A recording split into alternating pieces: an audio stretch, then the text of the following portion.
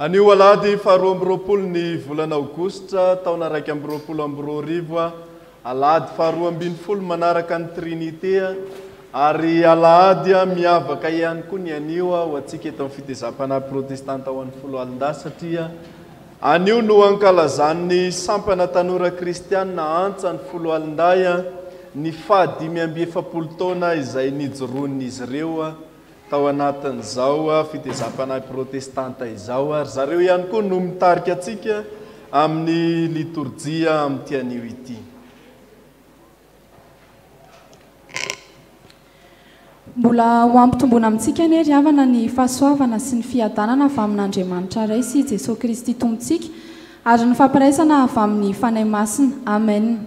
Iaraka ankalazan'Andriamanitra isika sokafiny baibolinareo ao amin'ny salamy fahaenina amby enimpolo. Salamy fahaenina amby enimpolo ny andinin'ny voalohany ka hatramin'ny faharoa amby folo.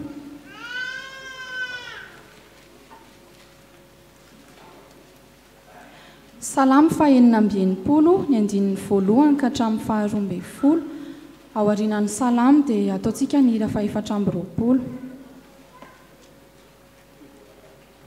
Iaraka mamaky isika ary ny salamy fahaenina amby enimpolo ny andinin'ny voalohany ka hatramin'ny faharoa amby folo amin'ny anaran'i Jesosy. Miobio an'Andriamanitra ary tany rehetra, mankalazany voninahitry ny anarany, omeo voninahitra izy fiderana azy. Lazao amin'Andriamanitra hoe endreo atahotra ny asanao, ny fahalebiazany herinao izany fahafalinao anao, ny tany rehetra iakoaka eo anatrehanao ka ankalazanao. Eny ankalazany anaranao izy, avia ka jereo ny asan'Andriamanitra, mahatahotra ny zavatra atao amin'ny zanak'olombelona. Efa nampodiny ranomasina ho tany maina izy, nandeha tongotra nitany olona, taony ny falitsika tamin'Andriamanitra. Manjaka mandrakizay amin'ny hevitra izy, ary ny maso mandinika amin'ny firenena samihafa.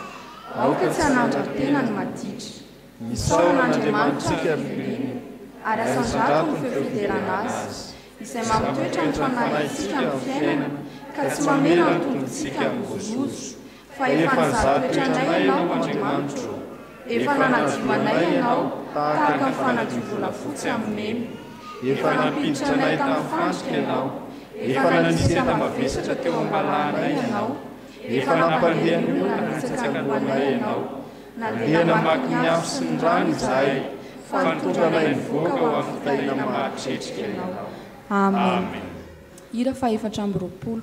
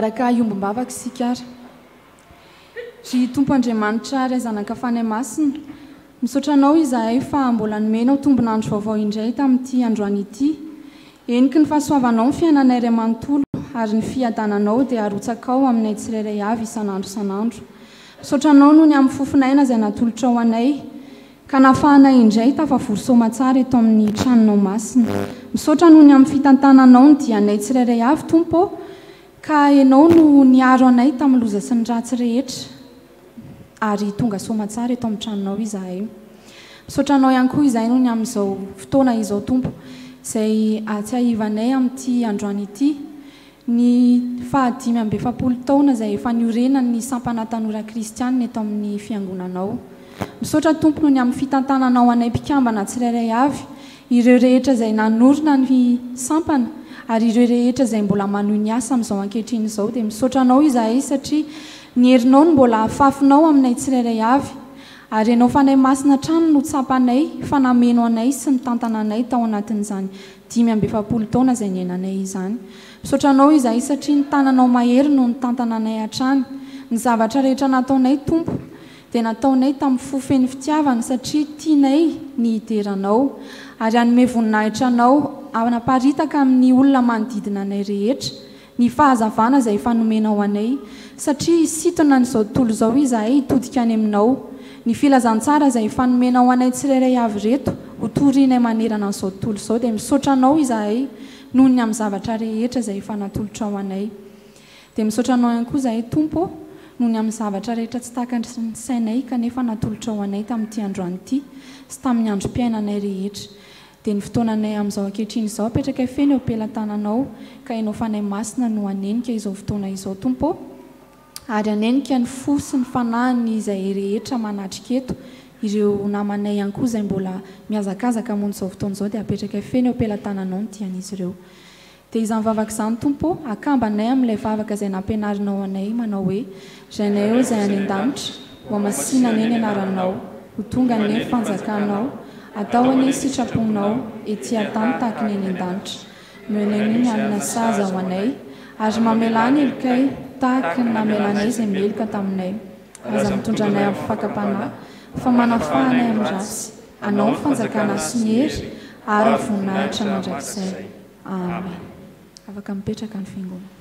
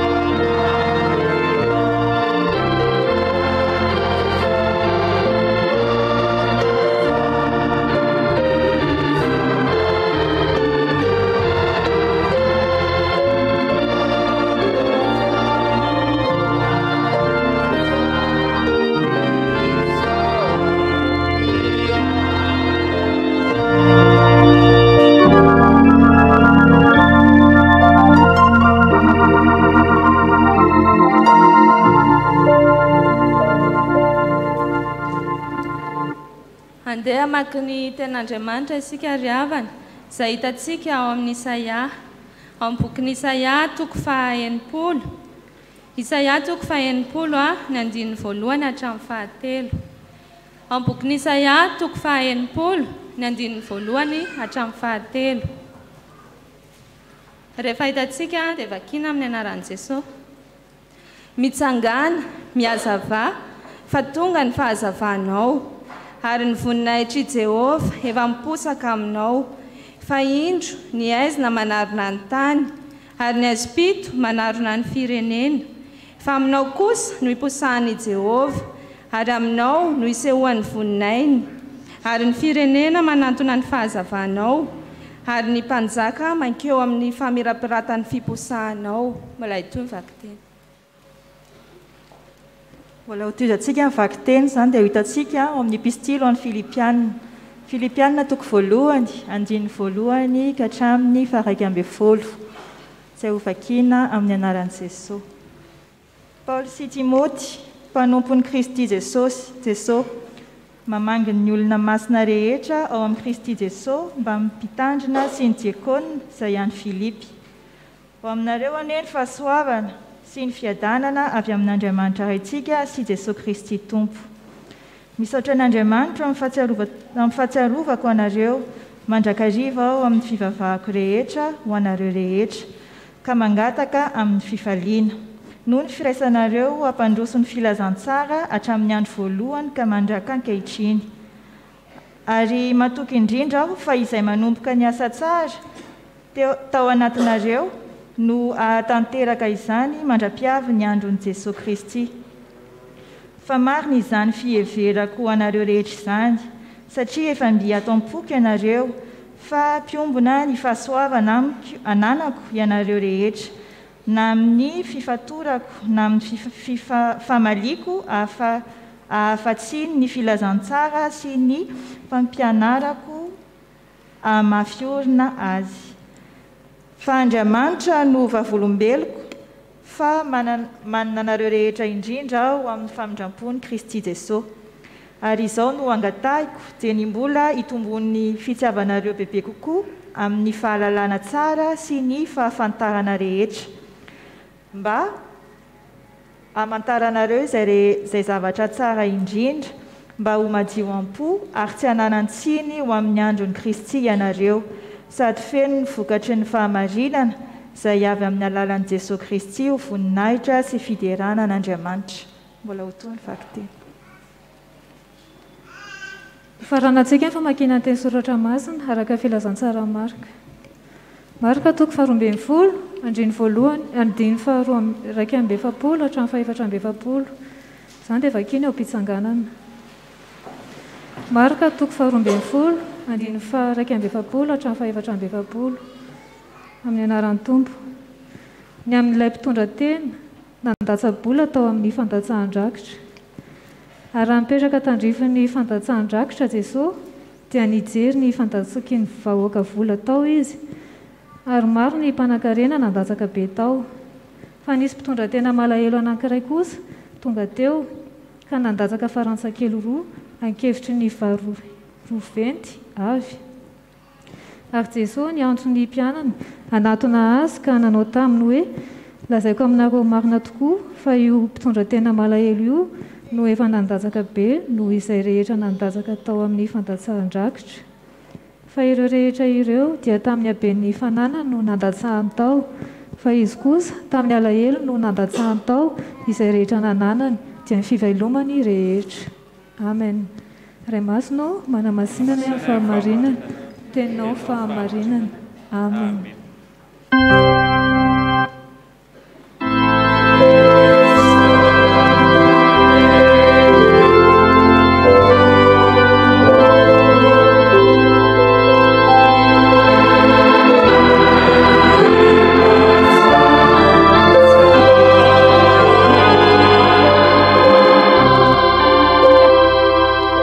Iaraka ivavaka isika. Tompo, mbola misaotra anao izahay fa afaka namaky ny teninao. raha hotoriana aminay izany tompo dia mangataka ny fanahinao masina mba hirotsaka aminay hiasa aminay ka hompiaino mpankatoy izahay fa tsy mpanadino ary ianao nge no anendriny lela ny mpanomponao ary ameno fanahinao masina azy mba ho araka ny sitraponao tokoa no ambara aminay amin'ny anaranao Jesosy no anaovanay izany vavaka izany amen.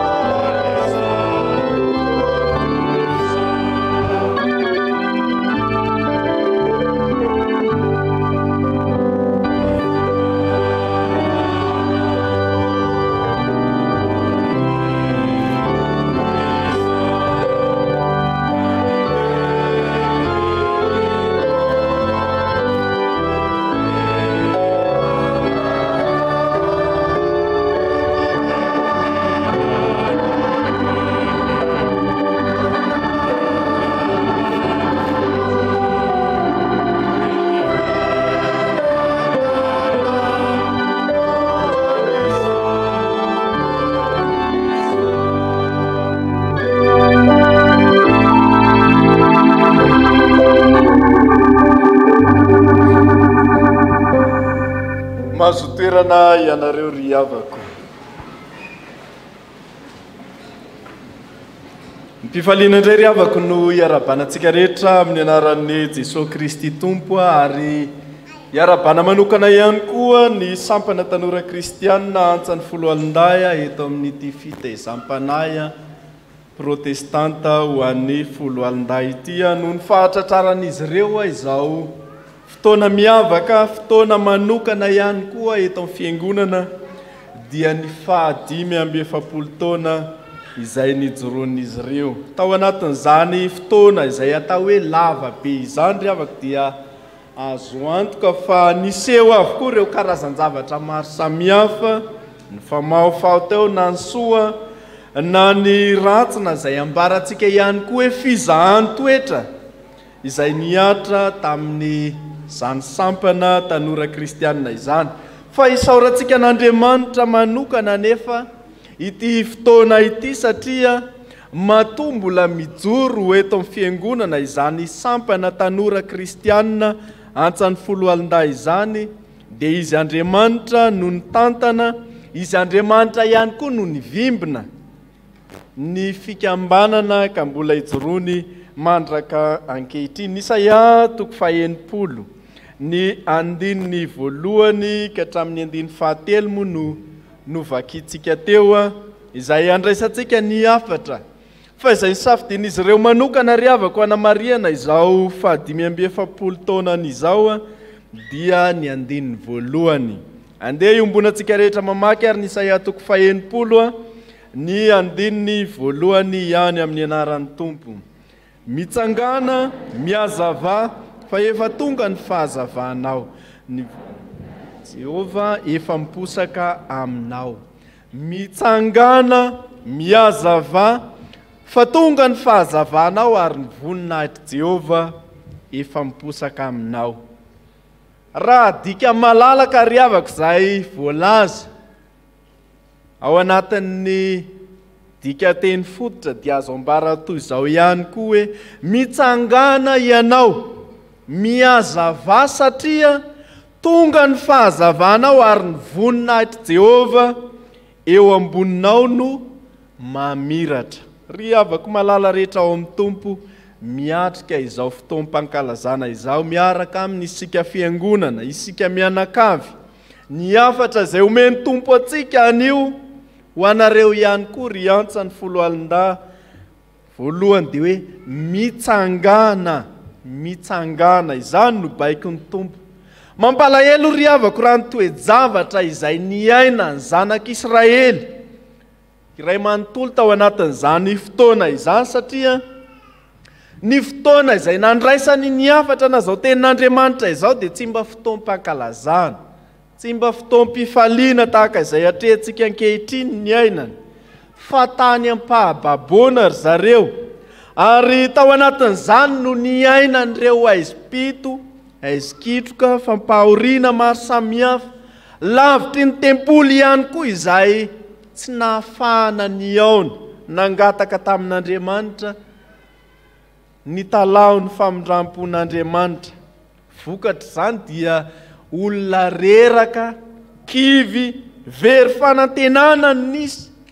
Saingy tao anatin'izany indrindra nefa no tonga ilay baiko mpitiavana, baiko izay manome fanantenana ho an'ny vahoaka an'Andriamanitra hoe mitsangana. Teny izay toa milaza fanantenana mitondra fahafahana ho azy ireo izany, izay efa nitanondrika araka nambara teo, namoy fo ihany koa ny sasany ary azo ambara hoe efa resy mihitsy aza.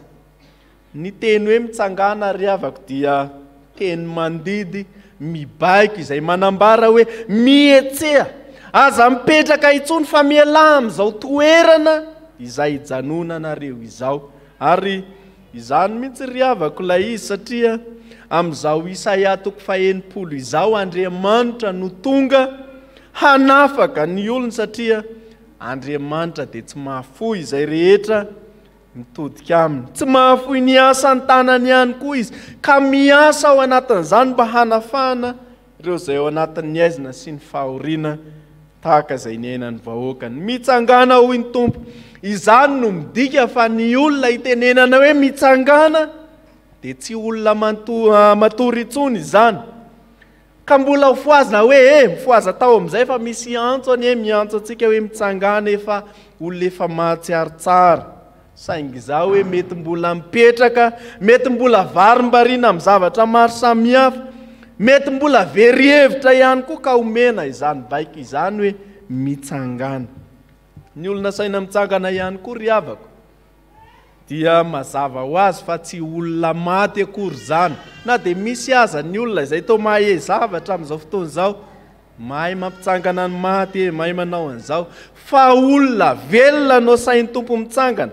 Ary izany fitsanganana izany dia manambara ilay fahavelomana, ka rehefa velona ianao dia misy hetsika atao, misy hetsika izay tokony hifanaraka amin'izany, tahaka ny hoe mandeha, miroso, miasa sy ny sisa maro samihafa. Ry havako malala rehetra ao amin'ny tompo, tsy ny zanak'Israely tamin'izany fotoana izany ihany no itenenan'ny tompo izao teniny izao, fa isika ankehitriny ihany koa no antsoin'ny tompo hoe mitsangana. Mitsangana ry fiangonana, mitsangana ry sampana maro samihafa, mitsangana ry sampana tanora kristianina. Rehefa mitsangana ianao ao anatin'izany dia tsy hoe mijaridina fotsiny eo tahaka ny vatolana poton'ny jirama, fa misy hetsika, misy asa tokony ataonao anatin'izany, mandray sandraikitra. Ny tenin'Andriamanitra eto dia milaza hoe mitsangana fa tonga ny fahazavanao.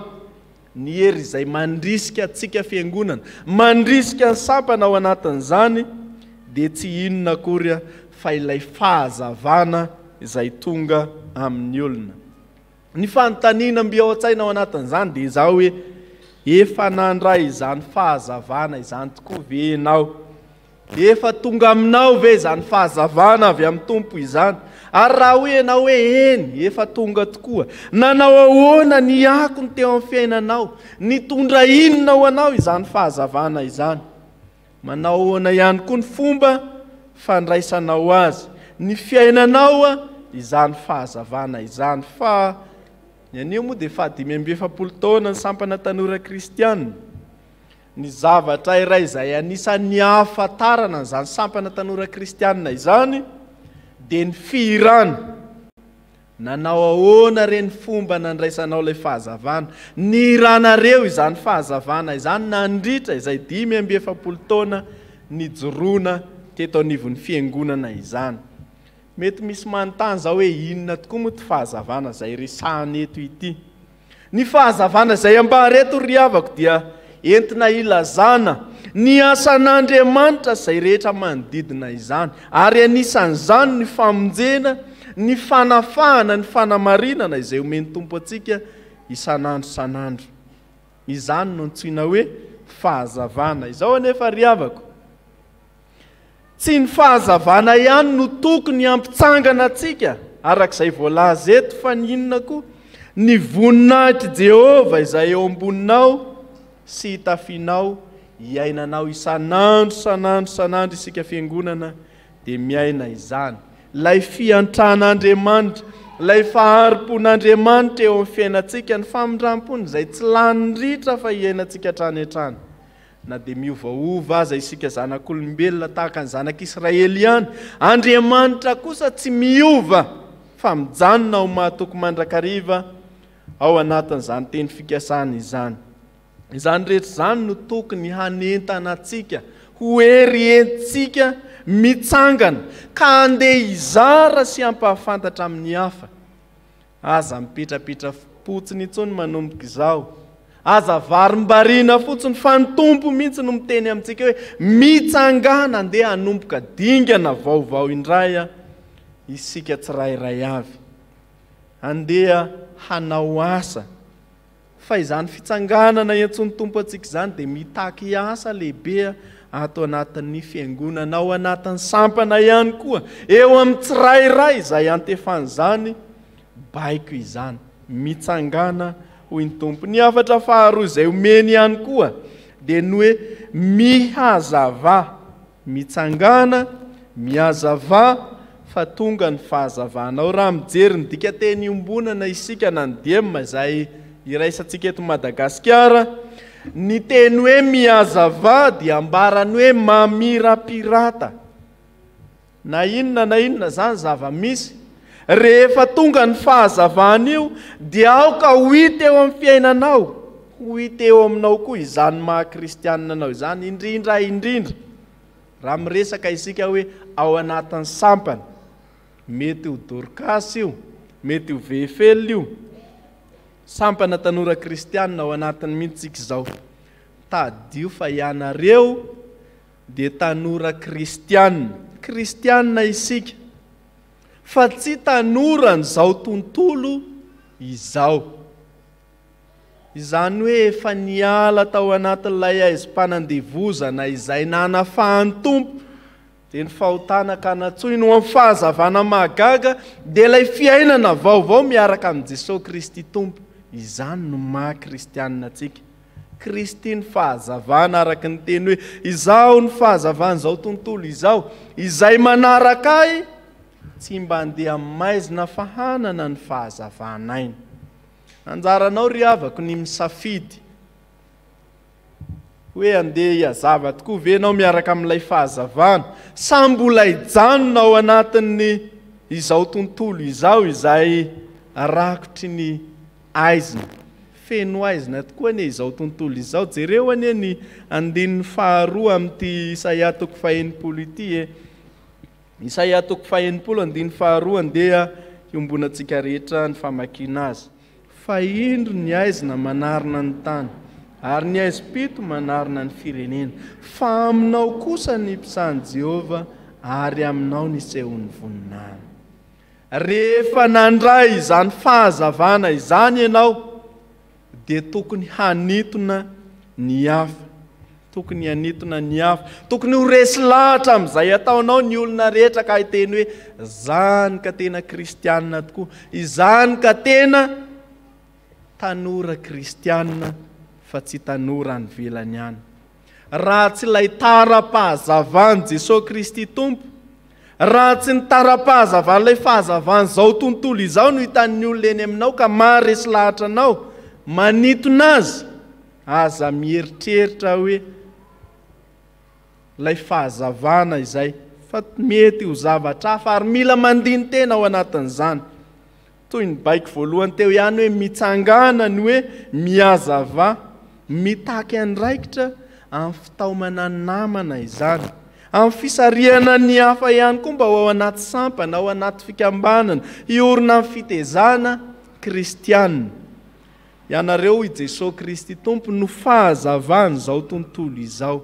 Tano izany fahazavana omeny tompo atsika izany, atolotry ny tompo anao izany, ary zarao amin'izay mbola maizina, zarao amin'izay mbola tsy mahafantatra akory ilay fahazavana.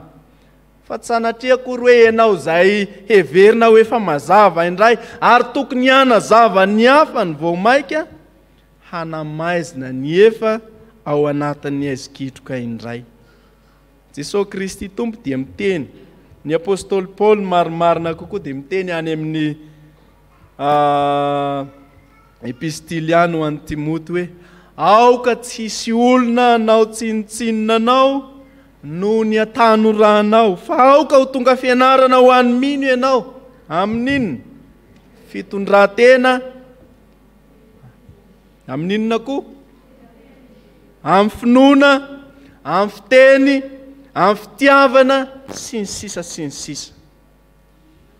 Tokony tsy ho hita eo amin'ny fiainan'ny kristianina izay nivonjen'Andriamanitra itsony ny sarisary mpahamaizina maro samihafa dia ireo fomba fiaina fanao izao tontolo izao izay mbola tsy nandray, tsy niposahany izany mazava izany. Fa ianao izay efa niposahany voninahitry Jehovah kosa ka natsoino amin'ny fahafahana.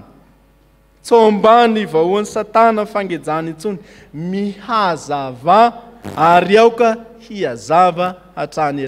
Atserovana ilay tenin'ny mpanitsy fivavahana anankiray hoe ry fiangonana miavaoza, eny miavaoza mandrakariva. Tadio ry avaka fanitiavany tompo manokana isika matotonga eto amin'izao toerana izao. Matoa miompoa mampanahy amin'izao tranony izao isika afaka manome voninahitra azy. Matoa koa ianao mbola afaka mijoro vavolombelona ao anatin'ny sampana izay nametrahan'ny tompo anao. Fitiavan'ny tompo manokana izany dia mba hizaranao ny fahazavana, ny mba hiazavanao mandrakariva sy hitombonao amin'ny famirapiratana noho ny voninahitry Jehovah izay eo aminao.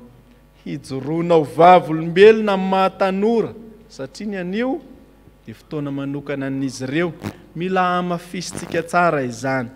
Hijoroana vavolombelona mahatanora kristianina. Ry antsan'ny 10 alin-dà mankalaza izao fa 5-7 taona izao.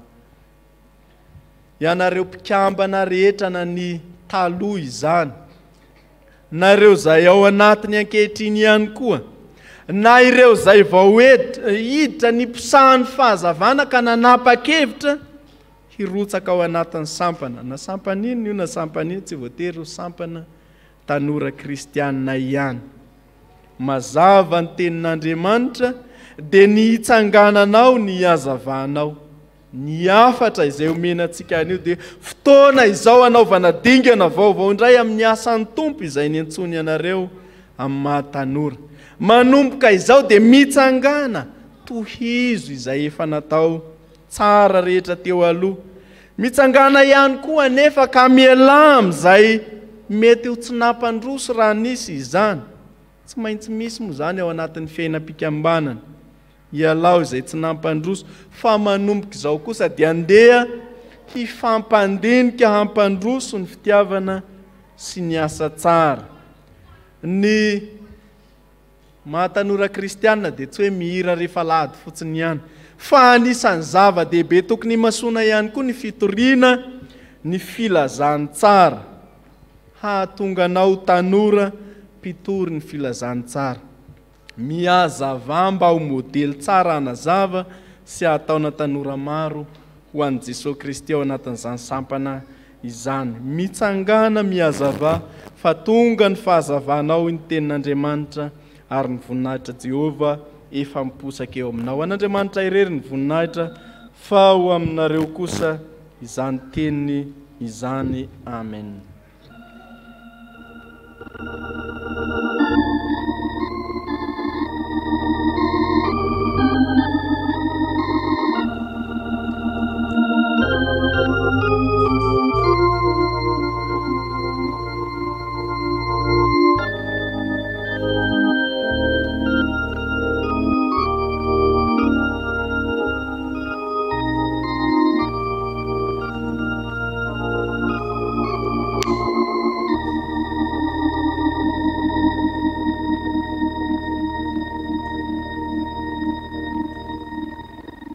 andeha iombona amin'izao vavaka fifonana izao isika ry havana hivavaka isika.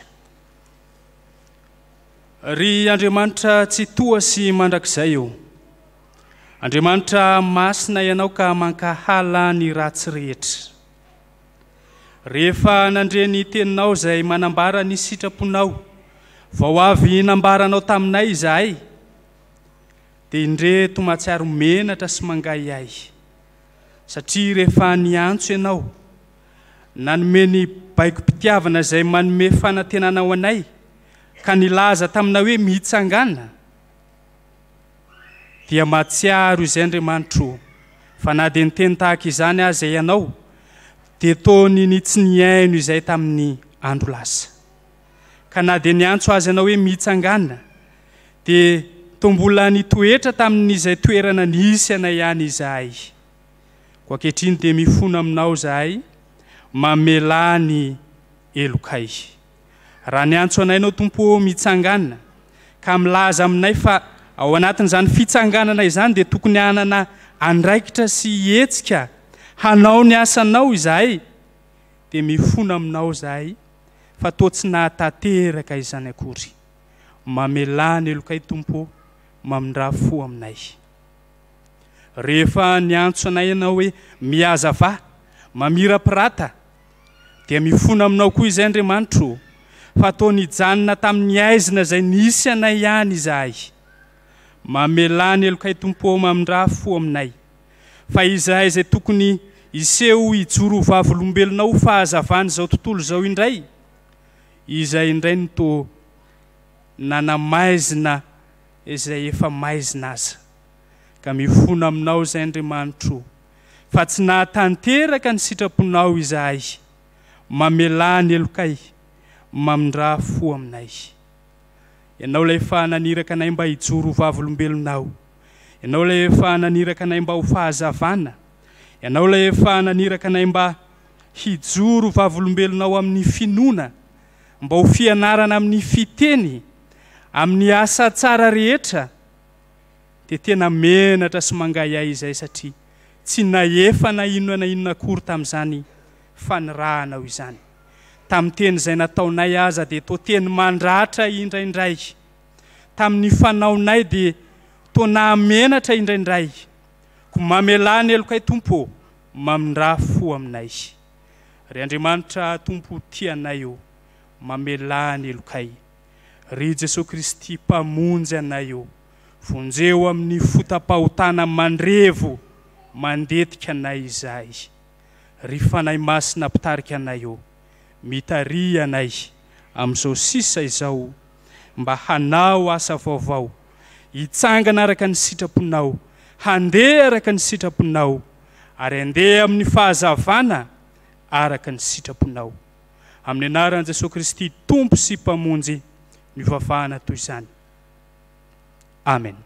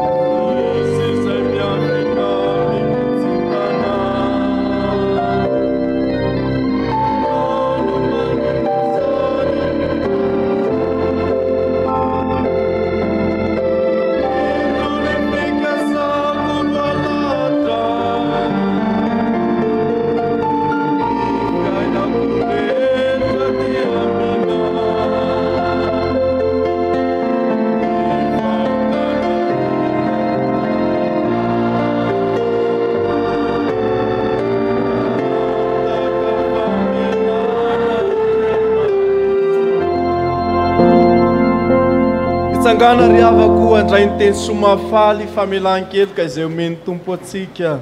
Hoy ny tompo Andriamanitsika hoe avia ary fandatra isika. Na dia tahaka ny jaka aza ny fahotanareo dia ho fotsy tahaka ny ora-panala. Na dia mangatrakatraka tahaka ny sily aza dia ho tahaka ny volon'ondry fotsy. Ary hoy Jesosy Kristy tompo hoe izao ny fahazavany izao tontolo izao izay manaraka ahy, tsy mba ndeha maizina fahanana ny fahazavanaina. Koa noho izany ry avako dia mbara fa voavela sy voafafa avokoa ny fahotanareo rehetra noho ny anaran'ny tompo ka aoka isika samy hidira azy. Fa sambatra ny olona izay voavela ny elony sy voasarona ny fahotana. Sambatra ny olona izay tsy sain'i Jehovah eloka ary tsy misy fitaka ny fanahiny. Amen. 7:70 ny 2 sy 4.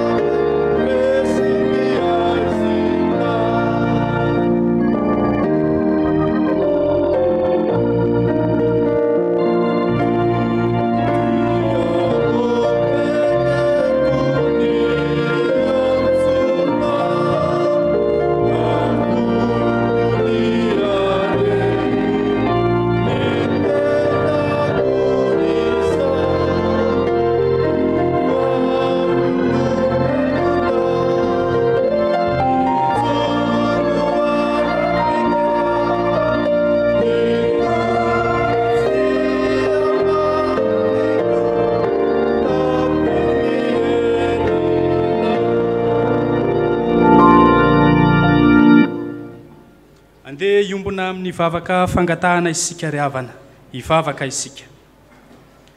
Ry Andriamanitra raisy zanaka ary fanahy masino, misaotra sy makasitraka anao izahay. Andriamanitra tia dia tianay tokoa ianao. Andriamanitra manapirofo ny fitiavanao isan'andro eo amin'ny fiainanay. Porofon'izany tamin'ity anio ity dia ny teny sy nananatra nay indray ianao, nanambara ny sitraponao izay tianao tanterahinay. Andriamanitra misaotra anao zahay, fa nampatsahivinao anay indray tamin'ity anio ity, fa mila mitsangana izahay, ary tena baiko mpitiavana avy aminao tokoa izany, hoe mitsangana, miazava. Andriamanitra rehefa nandre izany teninao izany izahay, dia misy fikasana tsara vaovao indray aty anatinay, mba andehananay araka ny sitraponao, nitsangananay ka handeha anao asa vaovao miaraka aminao Andriamanitra. Misaotra anao koa izahay fa natsonao mba handeha amin'ny fahazavanao, ka dia baikonao mba hiazava izay ka hijoro vavolombelona izany fahazavanao izany. Andriamanitra mangataka aminao ary izay ankehitriny, tario amin'ny alalan'ny fanahy masina izay mba aizanay makatoa ny teninao, ka tsy ho mpiainy mpanadino izahay, fa mba tena ho mpiainy makatoa ny teninao. Andriamanitra amin'izao sisa izao dia manana fikasana tsara sy faniriana tsara izay tsirairay avy ireto ny andeha araka izany sitraponao izany. Koa dia mametraka ny fiainanay tsirairay avy ireto izahay, mivavaka aminao izay Tompo, mba iorenanay tsara araka izany teninao izany, mba iorenanay tsara amin'ny finoananao Andriamanitra amin'izao sisa izao. Fa indrindra koa mametraka ny fiainanay eo am-pelantananao izay Andriamanitra, ny asa mandraharaha sy ny asa fameloma-tenanay tsirairay avy ireto, fantatrao tsisy miafina aminao izahay, apetraka isay kininay eo am-pelantananao ny fiainanay rehetra. Apetraka feno am-pelantananao Tompo ny fahasalamanay, izay mety ho fanahina ty anatinay angatahanay mba ho soloanao fiadanana izany, ka dia ho feno ny fifaliana avy aminao tokoa izahay. Andriamanitra mivavaka aminao izahay ankehitriny, ho an'izao fiangonana izay misy anay izao, izao fitaizam-panahy misy anay izao, ianao Andriamanitra ny ampiorina hatran'ny finoanay. Ianao Andriamanitra no hitarika anay mandrakariva handeha amin'ny fahazavana araka ny sitraponao. Mivavaka aminao izay ho an'ny tompon'andraikitra isan-tsokajiny manomboka amin'ny ray aman-dreninay mpitandrina izany, ny biraon'ny fiangonana izay tarihan'ny filohana, ny sampana isan-tsokajiny, fa izay entinay mbavaka manokana ny amin'ny tian'io ity ny tompo dia ny sampana tanora kristianina izay mankalaza ny 570 taona. Ianao Andriamanitra no efa nitantana azy ireo nandritra izay fotoana lava izay, dia ianao Andriamanitra no mbola irinay hitantana azy ary ampahery azy, anome hery ho azy amin'ny asa marobe izay mbola miandry azy amin'izao sisa izao. Andriamanitra mivavaka aminao koa izay ankehitriny. Isaoranay ianao ny amin'ireo mpanomponao izay navita ny fanamasinana ny fanambadiana, fa hoentina mbavaka ihany koa ireo izay mbola mikasa hanatanteraka izany. Ianao Andriamanitra no andamina ny fandaharam-potoana rehetra ka ho totosa araka ny sitraponao izany. Fa ankehitriny koa Andriamanitra no hitondranay mbavaka ny firenena. Ianao Andriamanitra no hiasa manan-kery eto amin'ity firenena izay misy anay ity. Ampanjaka ny fahamarinanao ianao, ampanjaka ny fiadananao ianao, ka ny vahoaka malagasy rehetra ho feno ny fahasoavanao, ny mpitondra isan-tsokajiny ho feno ny fitarianao amin'ny alalan'ny fanahy masina. Dia izany ny sisa rehetra mahasoa anay Andriamanitra no angatahina amin'ny anaran'i Jesosy Kristy Tompo sy Mpamonjy. Amen.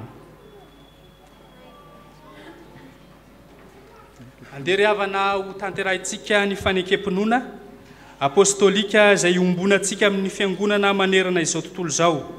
Dia ny fanekem-pinoana laharana voalohany iarahantsika manonona manao hoe: mino an'Andriamanitra ray tsy tompanao lanitra sy ny tany aho, ary mino a Jesosy Kristy zanalahy tokana tompontsika izay notorotoronina tamin'ny fanahy masina, nateraka Maria Virjiny, nijara napaka Ponto Pilato, nombonina tamin'ny hazo fijaliana, maty ka nalevina, nidina tany amin'ny fiaina tsy hita, nitsangana tamin'ny maty tamin'ny andro fahatelo, miakatra ho any an-danitra, mipetraka eo ankavanan'Andriamanitra ray tsy toa, avy any viny tsara ny velona sy ny maty. Mino ny fanahy masina aho, ny fiangonana masina manerana izao tontolo izao, fiombonana ny olona masina, ny famelan-keloka, ny fitsanganan'ny tena amin'ny maty, ary ny fiainana mandrakizay. Amen. Mahazo toerana ianareo ry havako.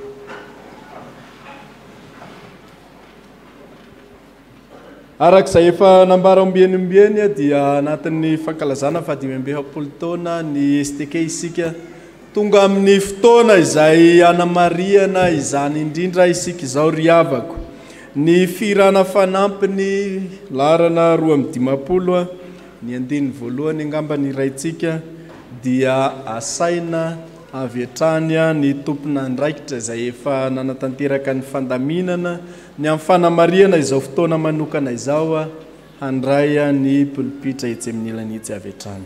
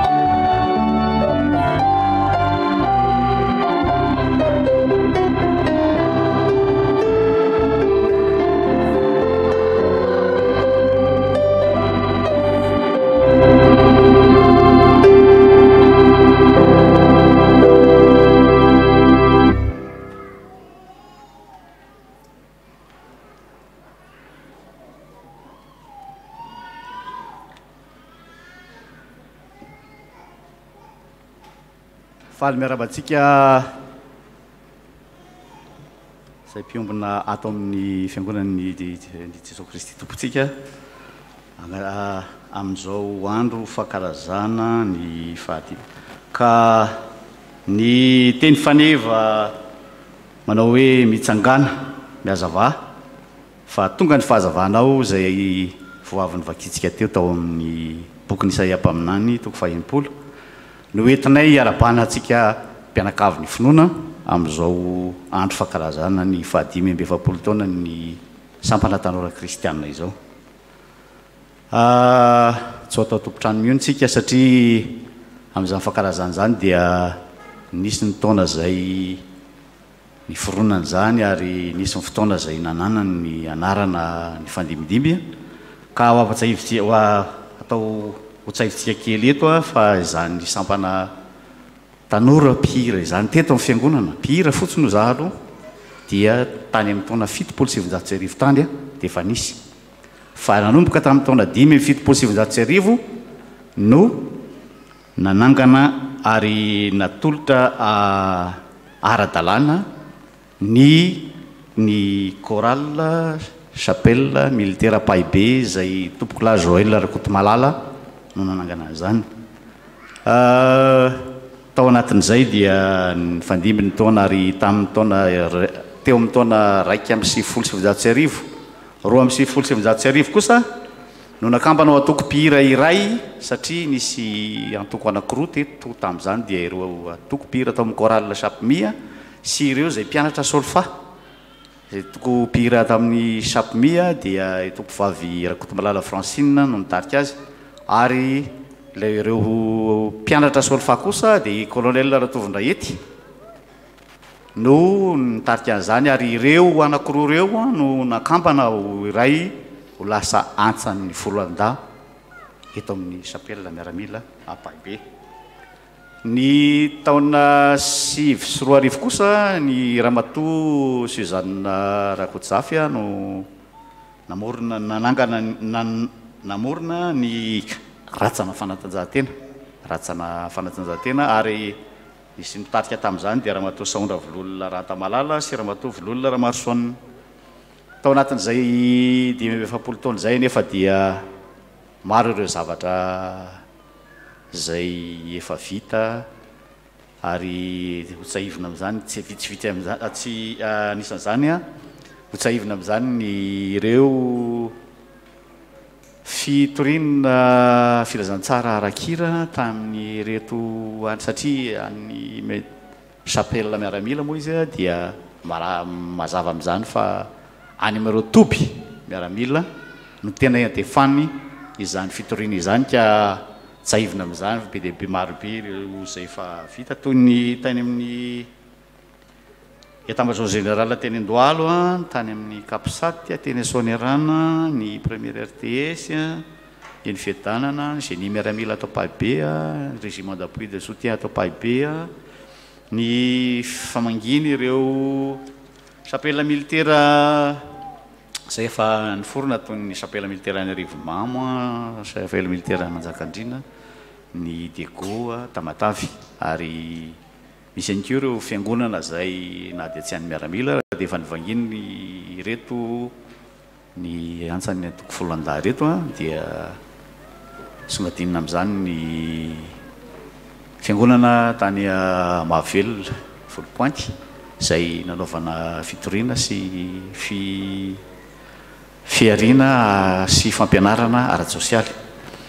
Raha ny Tsangam-Bato dia maro ireo zavatra efa vita nefa ny dia vitsy ny voarakitra toy ny ireo zay CD zay efa natao telo no vitan'ny antsan'ny Foloalda ao koa ny fahasahiranana ara-bolona nefa moa dia niezaka hatrany mba nangana sy ametraka fahatsiarovana ho an'ny taranaka sy faramandimby zay mandimby ao aoriana ary aniotsika dia ao ny CD zay fahatelo zay amidy amintsika amin'ny vidiny mirary dia ny Tsangam-Bato lehibe zay nataon'ny antsan'ny Foloalda koa dia ny fanolorana ny zava-maneno tamin'ny fankalazana amin'ny 70 taona ny antsan'ny folan-da dia ny fanolorana zava-maneno ho an'ny fiangonana.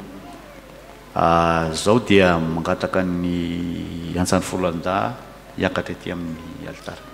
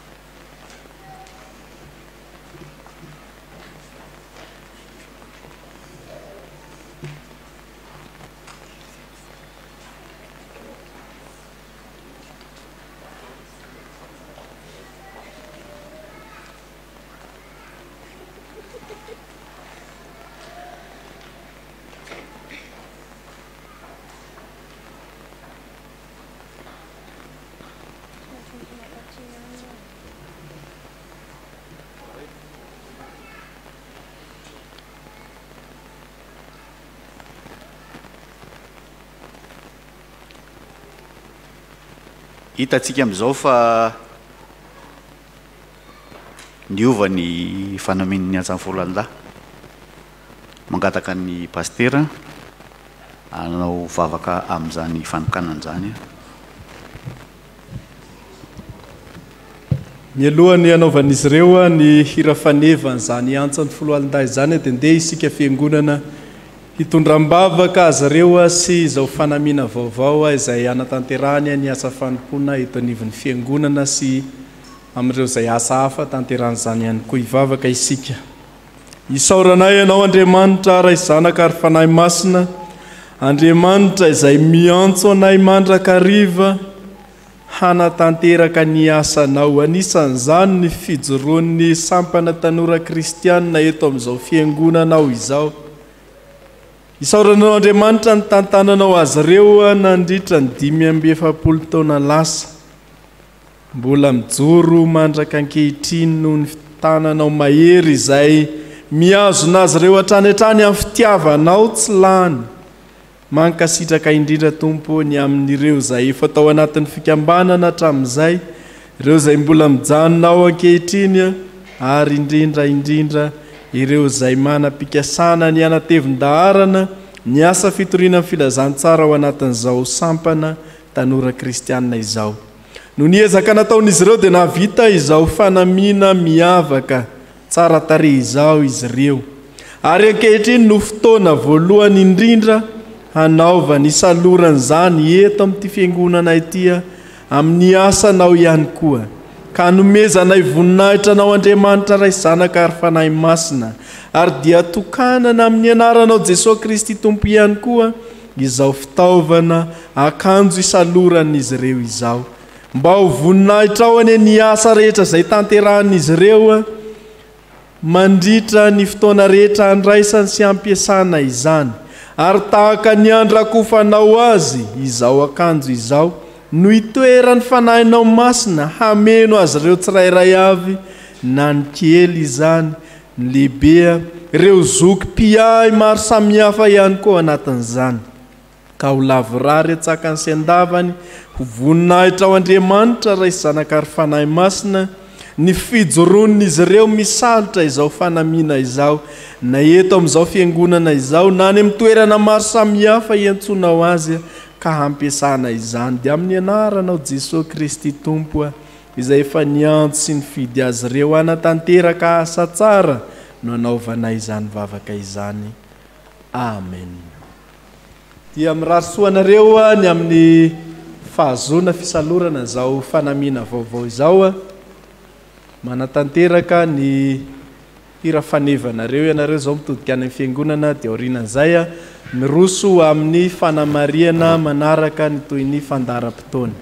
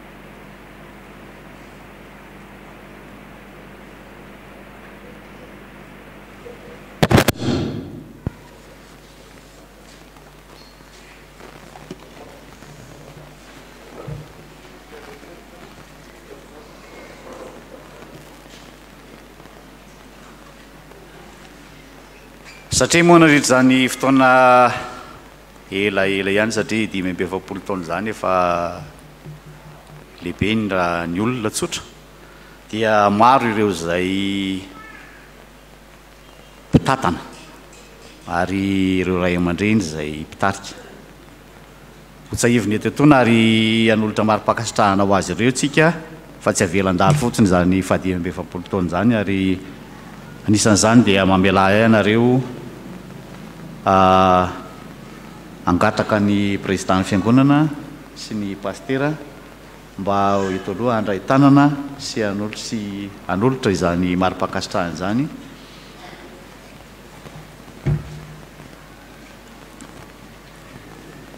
ka ho fanomboana izany dia ireo ray aman-dreny zay ray aman-dreny tarika aram-boninahitra dia hotsaiviny eto fa tompo vavy Rasoa Malala Miriam raha ohatra ka misy taranany eto dia mangavy anareo mba handray zany sertifika zany ho maro-pahatsiarovana tompoko raha ohatra tsy misy dia miroso amin'ny manaraka tsika ny ray aman-dreny pia zany antsany folandazany kio dia ny général de corps d'armée Rabe Mananjara Charles mivady magnalaza mananga mavesatra anao tompoko mba hitsangana azafady indrindra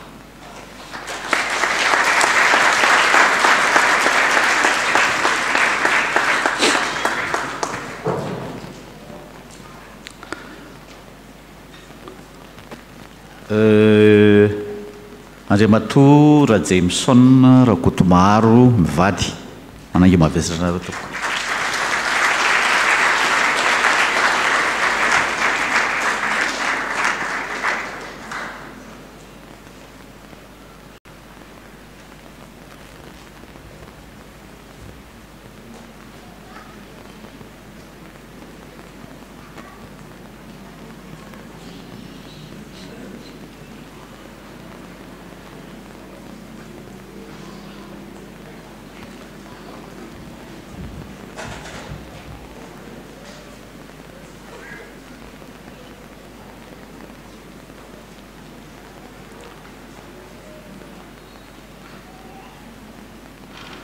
nandritra zany fotoana zany keo dia marobe ireo filoha zay nitarika izany antsany folandahy zany ka zay nifandimby tao anatin'izany anisan'izany zay fitsika eto ny Randrenja Hasina zay filoha tamin'ny fotoan'androny monsieur Randrenja Hasina atsoina mianarana hoe Nase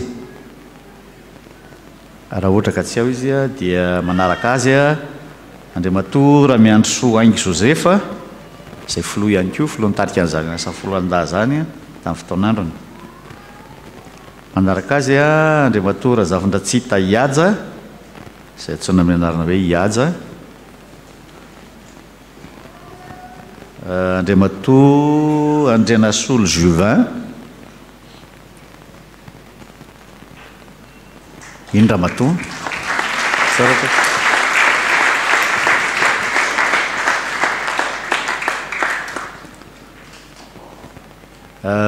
Andriana Vonson Ranto Tiaray sady filoha izy tompoko no mpitarika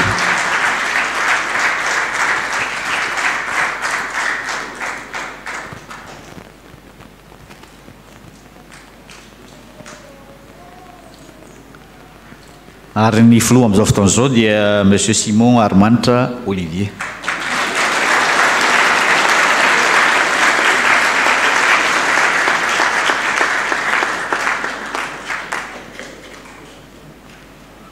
ireo mpitarika indray dia tsy filoha fa mpitarika dia Andriamatoa Heritsoa Fidy raha ao izy dia Atahanandroso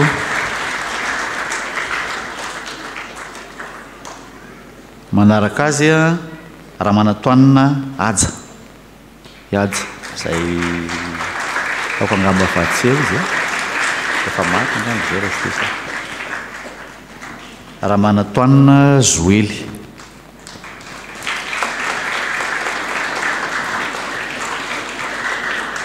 Ramanantoanina Arfidy.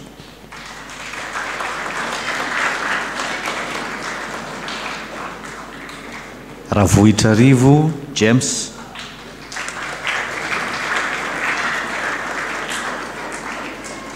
Ramanantoanina Mami.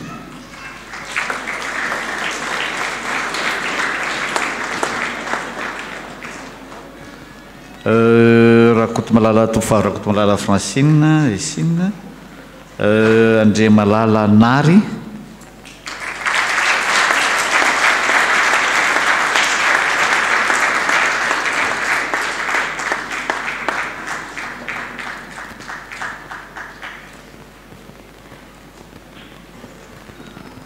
Madame Rakotovololona Joël Aimé Philomène,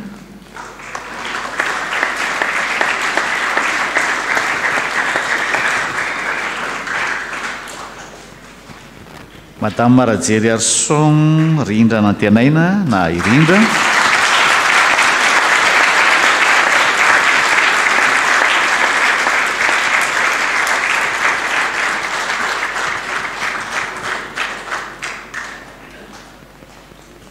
Andriamatoa Rasona Rawely Arfidy, antsoina amin'ny anarana hoe Fidy.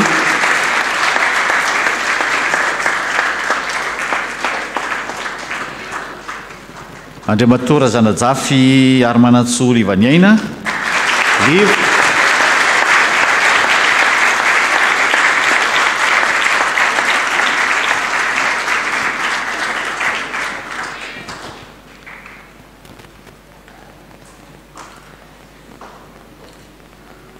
Ary Ramatoa Andriamanalinjafy Andrendrina Asana.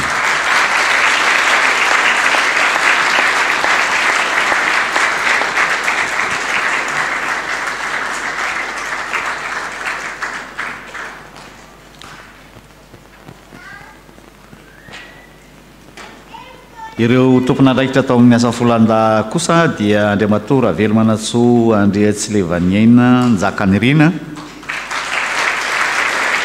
izay membre ny bureau.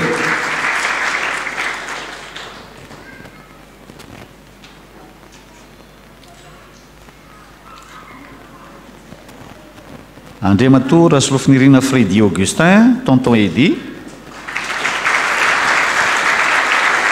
izay membre ny bureau ihany koa.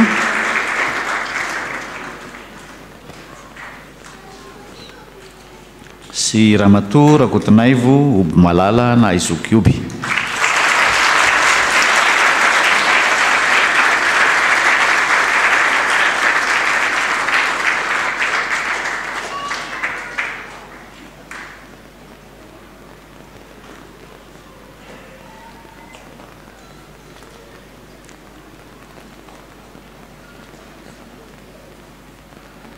Ireo zay nanatevin-darana ny chorale ihany koa tamin'izany dia tsaivitsika eto amin'ny taona zay nanaovany an'izany chorale zany dia voalohany Ramatoa Rasoary Lalao Joseline Saoltina na Joseline, izay nitanany soprano, nandritry ny 7 taona izy tompoko ny tao anatin'izany antsafinazany.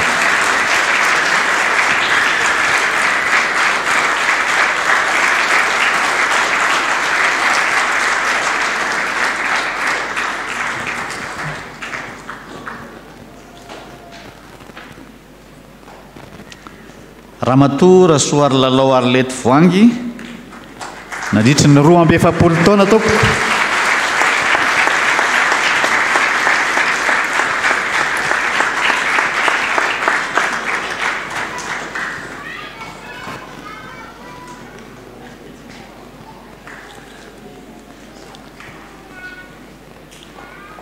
Andriamatoa Rakototina Olivier Maminiaina na VV, nandritry ny 7 taona izy tompoko ny tao anatin'izany folanda zany.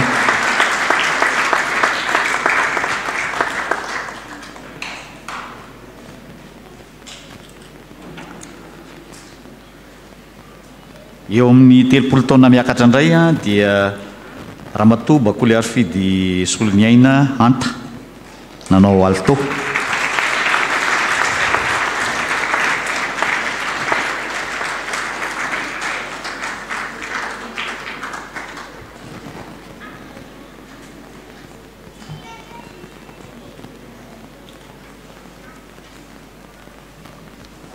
Ramatoa Rakotojafy Violety Alisy, soprano nandritra ny 3 taona.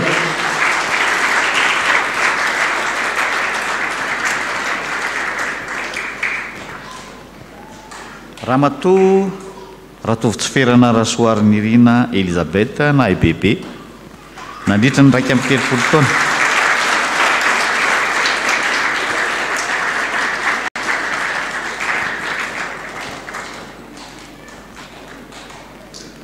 Andriamatoa Rakotondravà Charlesson Ludovica na Ludovica, ténor, 20 taona.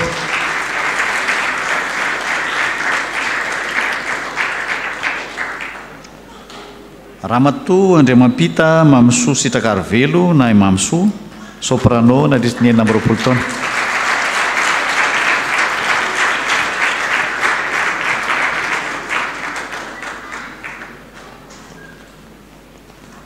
Andriamatoa Mananjara Nirina Rabe Salama Arnesy na Inesa, 20 taona.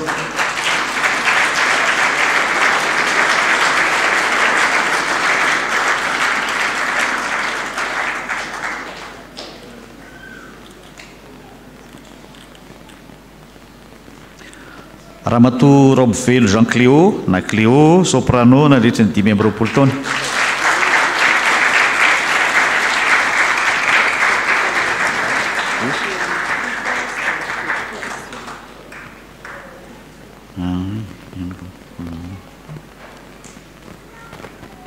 Andriamampita Zoarivelo Tinasoa na Izo, nandritra ny 20 taona.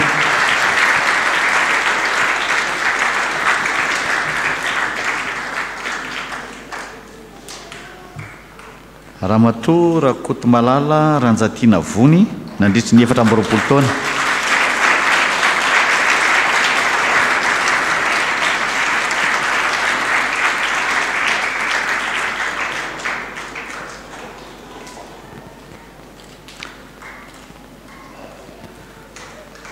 Ramatoa Bernache Anta na Ianta, nandritra ny 40 taona, soprano zany.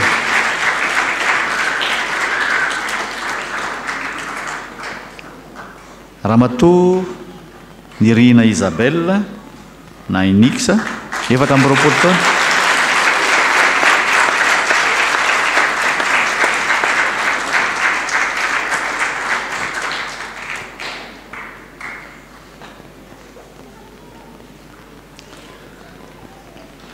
Ramatoa Rasoarinera Nicole Larissa na Nicole Alto, nandritra ny 40 taona.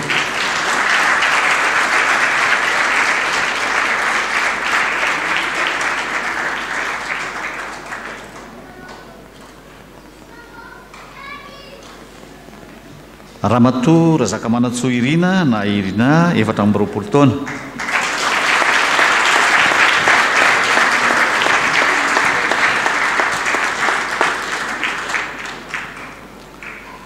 Andriamatoa Rasona Raoelia Rivonjy, tenoro, nandritra ny 30 taona.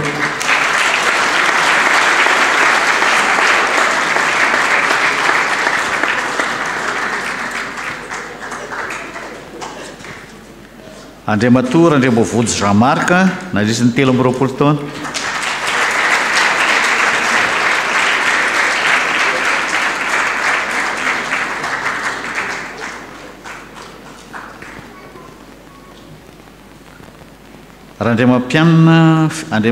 Ramatoa Randriamampianina Fifalianindrina na Irina, 20 taona.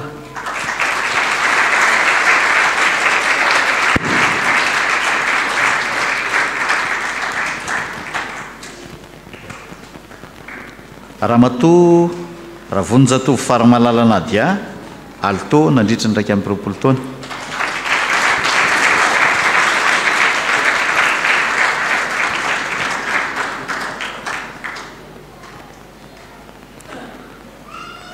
Andriamatoa Razakaniaina Hubert Aurélien Basy, nandritra ny 17 taona.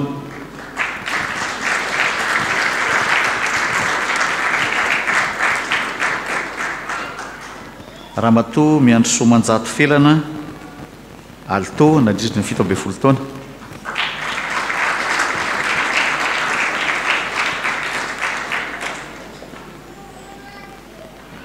Andriamatoa Razoary Malala, Tina Lalaina Kristiany na Kristiany Tonor na rehetra ny 10 taona.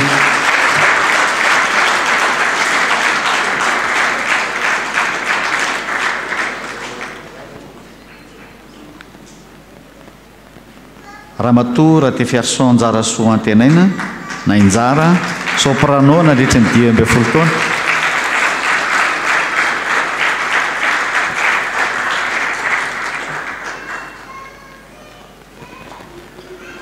Ramatoa Andriana Arvelo Anjarasoa Sarobidy alto na rehetra ny 10 taona.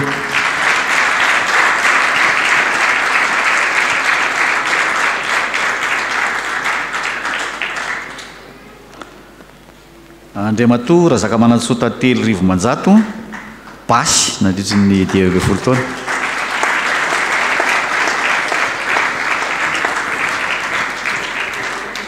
Andriamatoa Razafy Mandroso Dare Danien tenoro na rehetra ny 13 taona.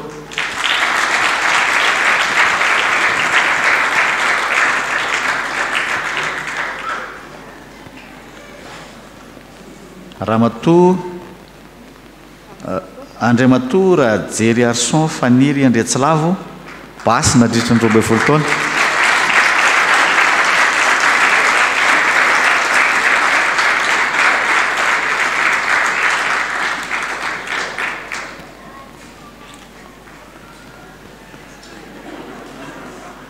Ramatoa Randriana Solokoloina Malala soprano na rehetra ny 12 taona.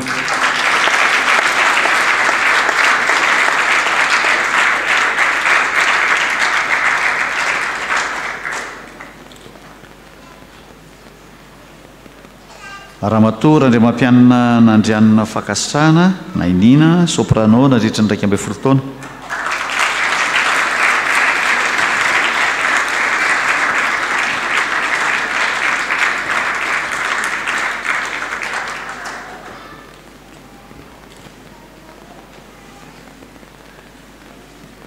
Ramatoa Andriana Tenaina Nirina Josette na Nirina Sisi alto na rehetra ny 12 taona.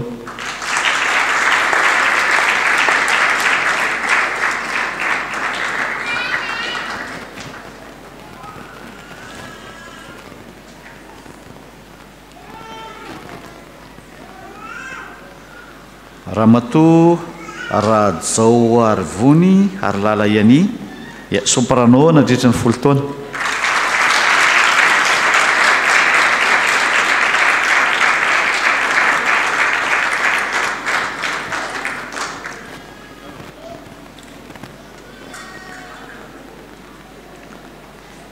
Ary Ramatoa kely Ranaivison Ando Mamonjy Rovaniony na Irova soprano na rehetra ny 10 taona.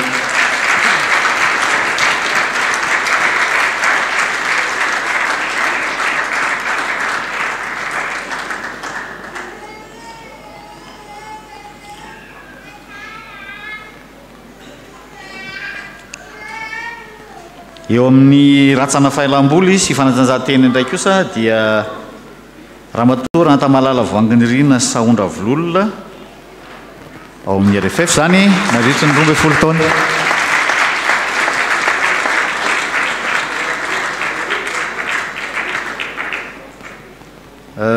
Ramatoa Rasoary Malala Monika nandritra ny 12 taona. Mikambana tao amin'izany toerana.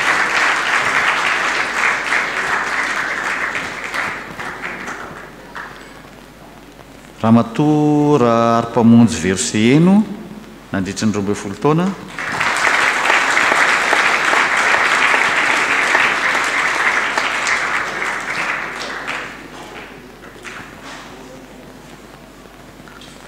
Ramatoa Vonandrasana Eugénie nandritra ny 12 taona.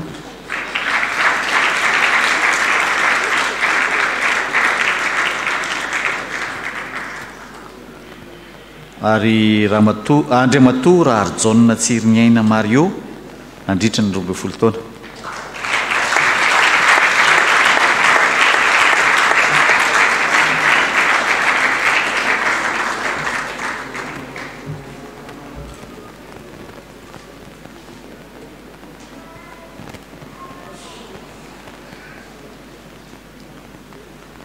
tapitra angamba ny fizarana mary pakasitrahana dia ho ameko ny filohan'ny antsany volo alindany fitenenana izay anazavazava amintsika ny zavatra rehetra izay ho tanterahana mandritry ny tontolo androny anio ho an'Andriamanitra irery ihany ny voninahitra.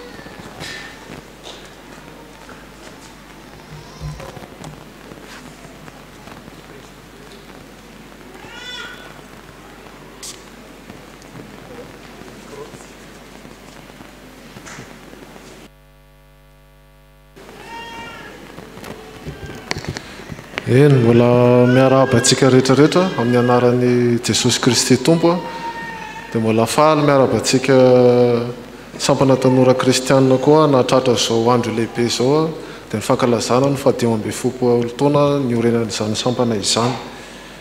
Voalohany teny dia misaotra n'Andriamanitra lehibe isika fa noho ny fahasoavany no mbola nahatoy izao antsika ny tantany antsika tao anatin'izay 17 taona izay. Misaotra ihany koa ny Général Rasolo na nitondra ny teny tamin'izany fankalazana izany.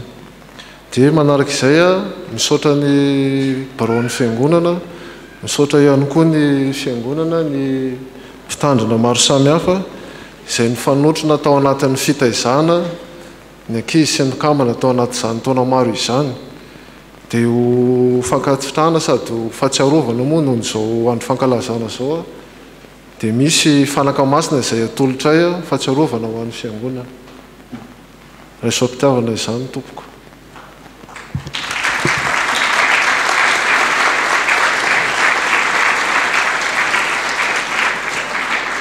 Manaraka izany dia tsy hainy tsy hisaotra ireo mpikamana rehetra izay fanandray anjara hatramin'izay rehetra anaina misaotra anareo nametraka lova tsara dia miasina ho anay izandry taty aoriana. Misaotra ihany koa an'ireo ray aman-dren'ny mpiay, ireo sakaiza, barao sy mpiandraikitra rehetra maro samihafa hatramin'izay ary misaotra ihany koa an'ireo mpitarika sy filoha rehetra ny fandimy tao anatin'izany taona maro izany. Araka ny teny fanevateo moa dia hoe mitsangana mihazavafa tonga ny fahazavanao ka misy afatra kely ao anatin'izany tiako ampitaina ao amintsika amin'izao fankalazana izao dia hoe na dia kely ary ny andohanao dia ho lehibe indrindra ny hafaranao satria ao aminao ilay fahazavana dia tsy iza izany fa Jesosy Kristy koa eto izany fahazavana izany hitorianao izany filazantsara izany amin'ny olon-drehetra. Dia araka ny fampatsiahivina antsika hatrany ry tanora dia ny fitaizana sy ny ara-panay aloha izay vao hanira, fitaizana sy ny ara-panay aloha izay vao hanira verimberitsika foana izay koa taizao hatrany ary mifanainao ho tonga fianarana ho an'ny mihinanao araka ny toroteny izay nataon'ny pastera teo. Ho antsika tanora kosa izay eto amin'ny chapelle militaire izay mbola tsy ao anatin'ny sampana dia manentana anao hatrany hanolotra ny tenanao amin'izany asa fanompoana izany fa izany no akasitran'Andriamanitra. Aza manao hoe tsy mahay mihira fa na ny tenako izao dia afaka mijoro vavolombelona aminareo fa tsisy irahiko izany fonina tson'Andriamanitra niditra tao amin'ny sampana tanora fa izay no lalana entin'Andriamanitra any amin'ny fiainantsika. Ka mety eza nolotra ny tenanao hiditra any amin'ny sampana rehetra maro samihafa any fa aza manaiky fehezana izay tahotra ny tahotra moa avy amin'ilay ratso izisitsika dia aza manaiky fehezana izay tahotra izay fa atolory ny tenanao ho fanompona masina an'Andriamanitra. Dia ny fahatelo sady farany dia ilazalaza kely momba ny zava-bita fohifohy tao anatin'izay taona izay izay tena songadina ihany lazaiko dia ny voalohany dia ny fidiran'ny sampana tanora kristianina tao anatin'ny synodam-paritany satria izany fa synodam-paritany iarivo avaradrano SPA 19. Misaotra manokana ny président Juvin izay efa nikarakara izany teo aloha fa tao anatin'ny mandako moa izany vao tanteraka ilay fidirana tao anatin'io FIBF-JKM io. Manaraka izany anatin'izay firosoana ara-panahy izany dia tononoko aminareo vitsivitsy fotsiny tao anatin'izay 3 taona izay dia namoaka diakona miisa 12 ny sampana tanora dia misy ny setela ihany koa miisa 9 ankizy izany niditra mpianatra setela, misy ny sefala anankiroa dia eo koa ny rotsaka mpampianatra sekola dia sy baron'ny fiangonana. Dia ny fahatelo moa izay tsisy vina amintsika resana amitsika androany ary zarena amitsika dia ny famoanany vokatra vaovao dia ny album audio ny antso amin'ny folo anday izany izay amidy amitsika amin'ny vidiny mirary dia 7,000 ariary tompoko ary izany album zany dia anaovana concert de promotion izay tanterana an'io tolakandro an'io tolakandro amin'ny 3 ora manomboka amin'ny 3 ora anasantsika rehetrarehetra mianakavy tsy misy fididipidirana io tompoko fa dia ny fanjifanareo izay CD zay no fiaramasa mba akasitrahana tanora aminareo mpiangona eto amin'ny chapelle militaire sotra manokana ny commission izay ny karakara zany album zany izay nitariany monsieur Njaka sy monsieur Ranto ny studio Maxon Nalamahitsy moa no nikarakara ny fanotana zany CD zany dia misotra manokana koa ireo ankizy rehetra na fohy fotoana na weekend io na atoandro na alina tao anatin'izany fanamboarana CD zany misotra noho ny fanoloran-tenanareo dia misy fankasitrahana manokana izay tolotra etona ho an'ny mpamorokira ny Rafaneva dia tsy izay izany fa monsieur Ravelmanatsoa Njakan'Irena angatana izy mbaikatra ety anoloana tompoko.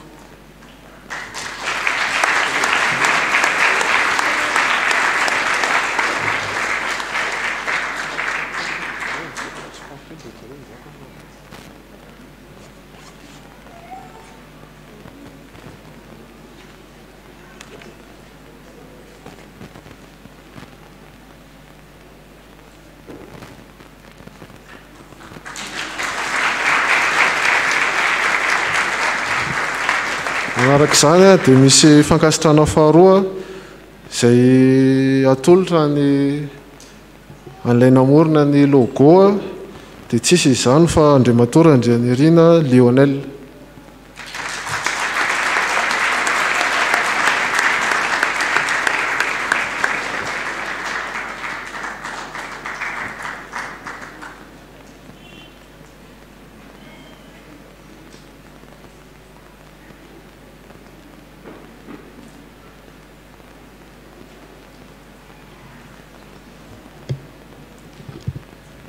Dia ny farany moa izay fanzarainantsika tamin'ny vaovao tamin'ny efa tamin'ny 2 herinandro izay misy vinavina zany ny tanora ao anatin'izao fankalazana izao ny amoaka clip video io anosehana izany album izany dia manentana antsika fiangonana hatrany amin'ny fanohanana ao anatin'ny fanatanterahana izany clip izany dia misaotra antsika rehetrarehetra tamin'ny fitondrana am-bavaka tao anatin'izay fa raha tsy teo ny fitondranareo am-bavaka dia tsy tanteraka koa izao fankalazana izao izay no afatra fohy avy ety amiko dia ho an'Andriamanitra rerany ny voninahitra ho amintsika kosa ny fiadanana dia mangataka ny filohan'ny fiangonana hiakatra ety anoloana hitondra afatra farany ho antsika ao anatin'izany fankalazana izany misaotra indrindra tompoko.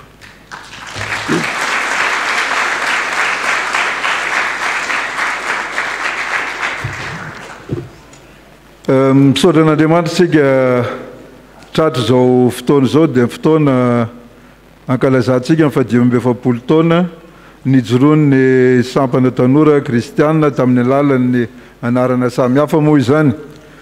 Afatra fohy angamba no atolo fafabe izay voalaza zay.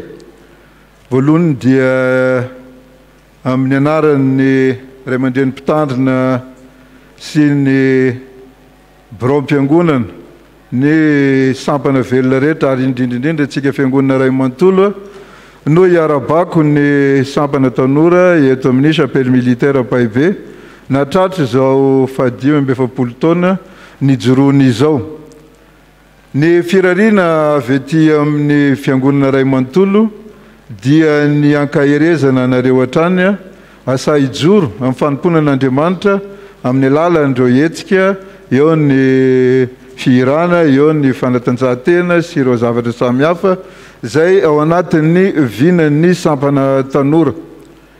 Araka nefa fatatsika teo moa ary nylazaina fa zany 20 taona zany raha ataontsika hoe 20 taona ianao no nanomboka niditra tao an'izay sampana tanora zay efa mitovitovy aminay zao zany ny taonanao. Ataoko angamba fa tsy zazakely intsony zany fa tena atao anatin'ny famatorana tanteraka indrindra ka izay famatorana izay indrindra no iatsokantsika rehetrarehetra no amin'ny fanompona an'Andriamanitra amin'ny alalan'izay sampana tanora izay.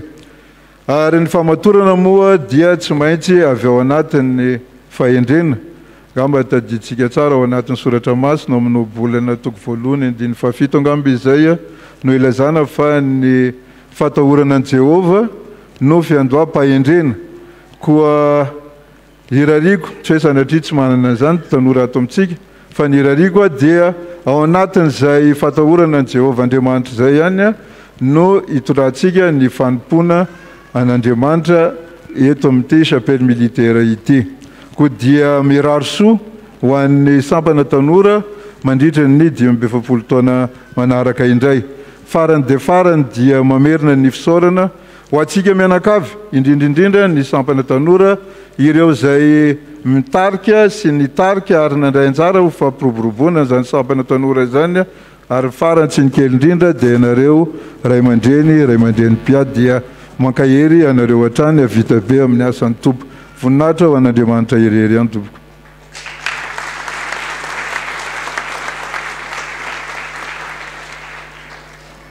Isaorantsika ny tompo ry havako nafana nanamarika izany 27 taona ny sampana tanora kristianina izany.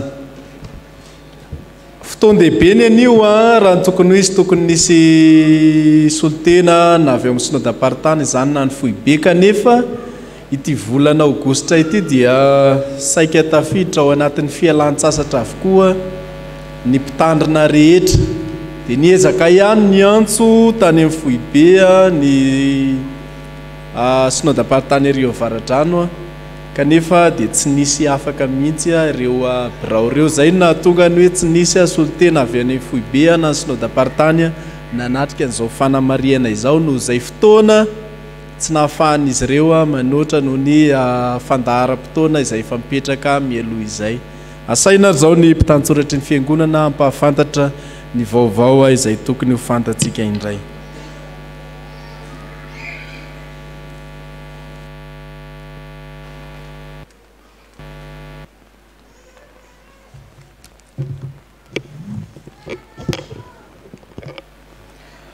Ho aminareo rehetra ry-havana ny fahasoavana sy ny fiadanana avy amin'Andriamanitra ray izy Jesosy Kristy tompontsika. Amen. Toy izao indray ny vaovao voaray izao marain'izao avy amin'ny mpitandrina sy ny biraon'ny fiangonana. Antsoina ny biraon'ny fiangonana sy ny mpihevitra rà ho tonga hanatrika ny fivoriana fanao isam-bolana atao ny alahady 27 aogositra ho avy izao. Ny biraon'ny fiangonana amin'ny 7 ora maraina, ny mpihevitra rà amin'ny 7 ora maraina. Vaovao avy amin'ny sampana sy fikambanana. Fikambanana katekomena. Ilazana isika mpikambana rehetra ao amin'ny katekomena fa isy ny alim-bavaka izay ho tanterahana ny zoma 3 septambra mifo 4 septambra izao eto am-piangonana. Zany alim-bavaka zany dia solon'ny journée bloquée izay tsy vita tamin'ny volana Jona. Entanina araka izany ny mpikambana ho tonga maro fa ny aim-panao azo ary ny fahalalana hitombo. Misoratra anarana any amin'ny Mario sy Mahery hatramin'ny alarobia 2 septambra ho avy izao. Avy amin'ny sampana fifoazana, misy ny asa sy fampaherezana ny orin'ny fanompom-pivavahana. Anjarantsika zafiva ihany koa ny asa eny amin'ny toby fampiraisana ambohijanaka ilafy ny alakamisy 20 aogositra ho avy izao. Amin'ny 12 sasany ny fotoana eto am-piangonana. Avy amin'ny sampana Dorcas, ny fampianarana saika atao anio dia hempitra ny alahady 27 aogositra ho avy izao amin'ny 2 ora sasany eto am-piangonana ihany. Avy amin'ny sampana sekoly alahady, ilazana ny mpampianatra sy ny mpianatra sekoly alahady rehetra ary ihany koa ny ray aman-dreny fa nanomboka androany ny fampianarana faobe izay atao any ambony rihana amin'ny fotoanan'ny sampana sekoly alahady. Izany dia hitohatrany hatramin'ny fisokafan'ny taom-pitezana vaovao. Entanina hatrany isika hanatrika izany fotoana izany. Avy amin'ny sampana mpanazava stily. Ny sampana mpanazava stily eto amin'ny fiangonana miaramila Paibe dia afaly manasa ny biraon'ny fiangonana manontolo, ny komitin'ny fankalazana 25, ny fikambanan'ny lolona sy dekona, ny sampana sy ny fikambanana velona rehetra, ireo flotily sy mpanazava, ireo komity mpivondrona rehetra taloha sy amperinasa, ireo mpanazava stily tranay ny arsakaiza, ny kristianina rehetra tsy akanavaka mba ho tonga iombavaka aminy ny sabotsy 20 aogositra ho avy zao manomboka miroa sasany ho fankalazana sy fisaoranan'Andriamanitra noho ny fankalazana ny 20 taona nampitandrina sy 10 taona ny arahana nompo tampitandrina Rakotojavy Mikaela mianakavy. Ho tanterahana ao aorian'io fotoana io ny fisarihana ny tohana Sokoto. Koa entanina trany isika fiangonana anjifan'ny tapakila ahafahana mandray anjara amin'izany dia misaotra amin'ny fanotronana sy fanohanana ny sampana.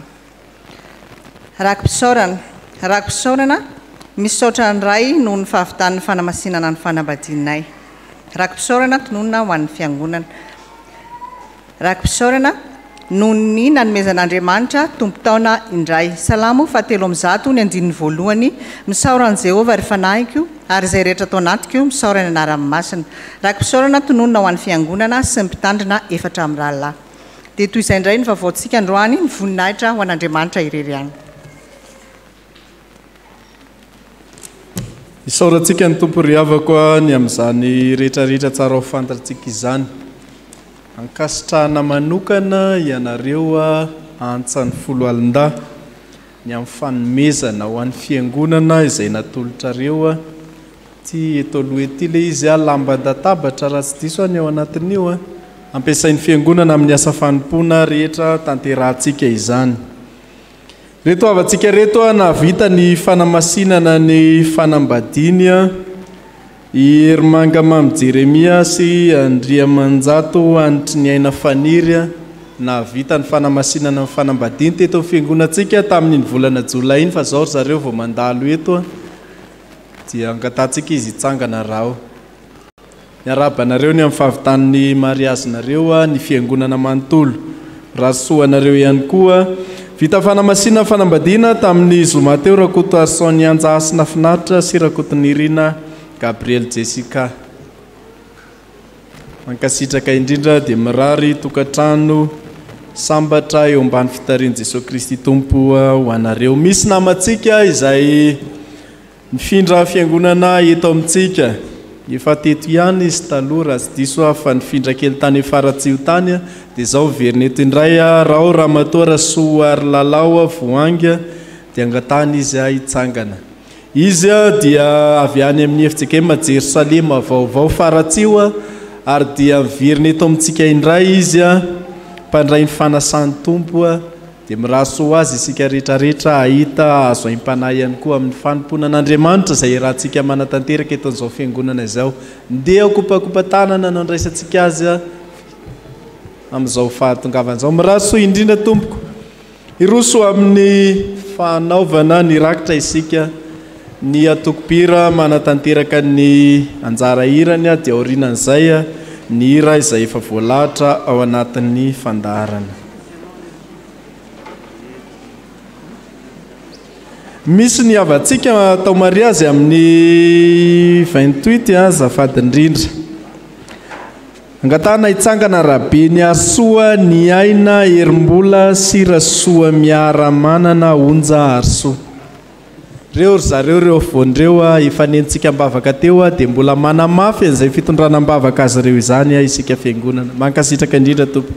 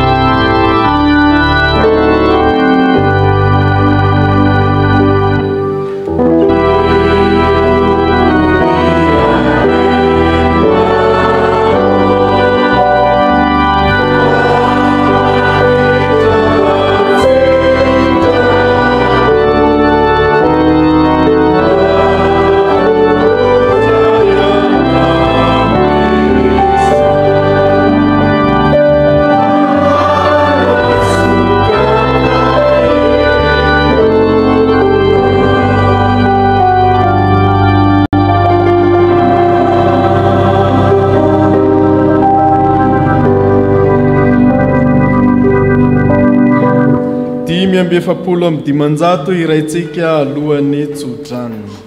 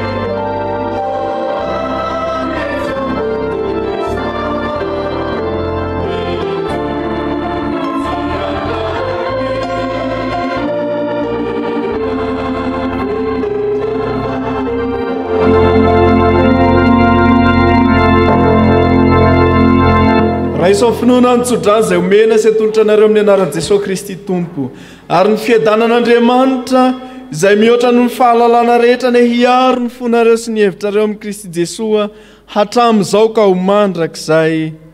Amen. Petraka ianareo ry havako mivavaka mangina.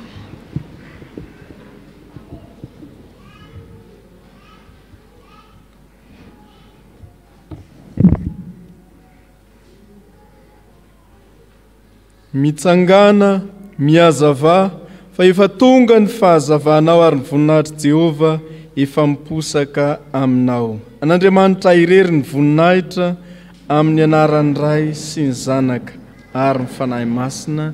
Amen. Dia mirary soa antsika rehetra ry havako misy ny asa sy fampahirezana izay tanterahan'ny sampana fifoazana anasana antsika mpianakavy ny finoana.